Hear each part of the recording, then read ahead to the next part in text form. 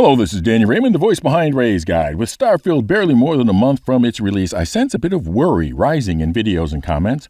Will it disappoint? Because there have been a lot of games, particularly science fiction games, that have disappointed on first release. And they wonder, will Starfield also disappoint on first release like those others did? And the answer I have is maybe, if you let it. Because so far we have one 45-minute canned presentation, essentially like the trailer of a movie. And yet people are saying just from that it will be the best RPG ever, certain to win Game of the Year, will kill every other space game and RPG, etc., etc., etc. It's like the guy who watches the trailer for Indiana Jones and the Dial of Destiny and immediately proclaims it's going to sweep the Oscars next year. Are they going to be disappointed? Probably. The worst example, who I will not go into by name, extrapolated from the mere presence of two items seen for a fraction of a second on a list of base building assets, that there would be, out of the box, day one, an elaborate, multi-level, combined arms, base, assault, and defense gameplay, despite the fact that not one word of it was mentioned during the Starfield Direct presentation as such an obviously significant feature. As if the predictor had never heard of decorative elements or placeholder items. Are they and those that listen to it going to be disappointed when the game doesn't have the base defense module of their dreams? Very likely. But even more so if those assets that they based their prediction on didn't pass their final art review and aren't even in the game at all. Yeah, that happens. Quite frequently, in fact. So yes, many people who have all on their own become wrapped up in speculative hype are going to be disappointed. Does that mean you shouldn't be excited about Starfield's release? Of course you can be excited about it. I'm excited about it, but I'm cautiously excited about it. Partly because of past disappointments, but also from my professional history. For a few years in the past, I worked for a company that no longer exists, selling a category of computers that no longer exists, but whose total price could likely have bought a house. The microcode lives on a 5¼ floppy disk. My title was Pre-Sales Support Engineer, which meant being the one person on the sales team with responsibility for steering the statements of everybody else back towards reality without actually saying that the salesmen were lying, which would get me fired. Greatly simplified, my job was to be the one saying your mileage may vary when the others were glowing about how you could get coast to coast on a single tank of gas. So I have something of a gut feel for marketing crapola, but I thought I would give it something more tangible as a measurement. So I thought, if the U.S. military has DEFCON levels from 0 to 5, DEFCON being short for defense condition, then maybe I should have Suscon levels for how suspicious you should be. Suspicion condition. Except I decided to make Suscon 0 be the lowest level of suspicion rather than the highest, as in the case of DEFCON levels. And yes, I am going to be evaluating CitizenCon presentations on this same scale. Suscon 0 is you're actually playing the game yourself. Suscon 1 is watching somebody else play the game live and unedited, such as a streamer, who still might be motivated to sound like this was more fun than it is. Suscon 2 is a lightly edited but single contiguous play session, which of course cuts out all the boring and extraneous parts. Suscon 3 is in-game footage, which is discontinuous, carefully edited short bits of action, but actually from the player's standpoint and doing player's actions. Suscon 4 is in-engine footage, which is showing things from inside the game environment, but from angles not normally part of the gameplay.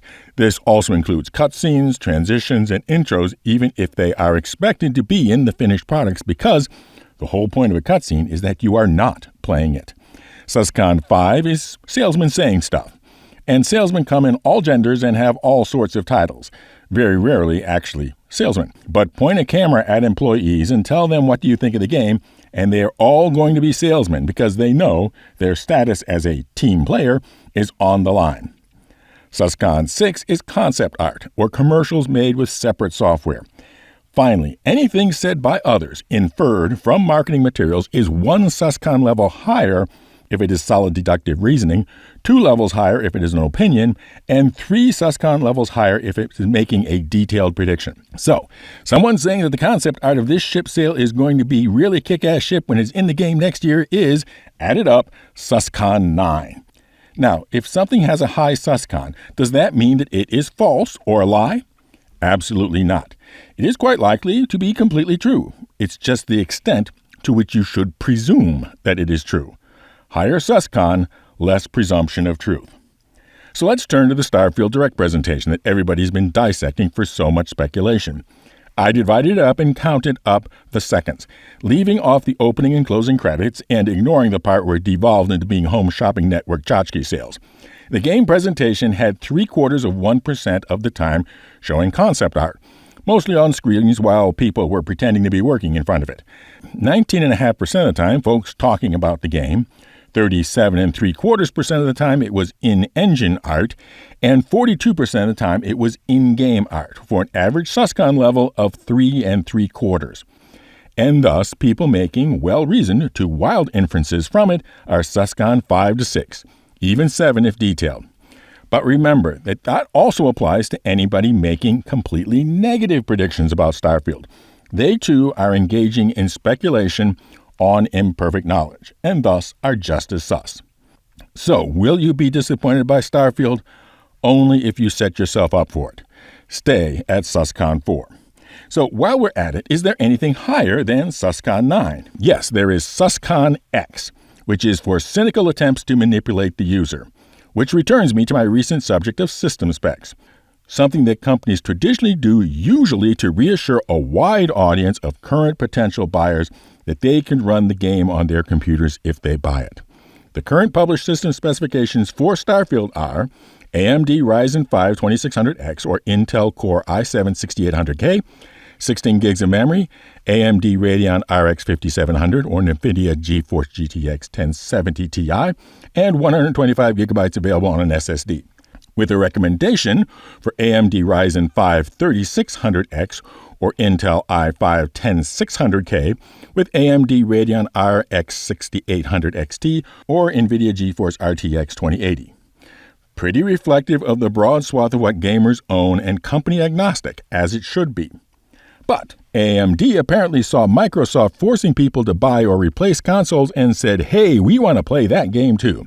So they came up with their own specs. The heroic experience of a Ryzen 5 7600 and Radeon RX 7600. The epic experience of a Ryzen 7 7700X with a Radeon RX 6800. And the legendary experience of a Ryzen 7 7800X 3D with Radeon RX 7900 XT. No benchmarks, but you want to be legendary, don't you? And of course, these specs are way beyond the official specs, AMD only, and only recently available products. So even great systems from just a couple of years ago don't measure up. But do you want to miss out on being legendary?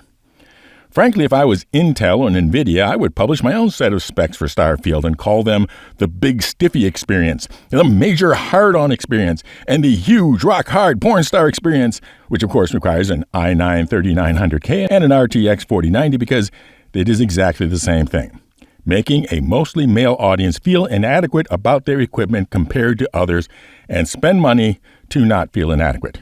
You want to be legendary, right?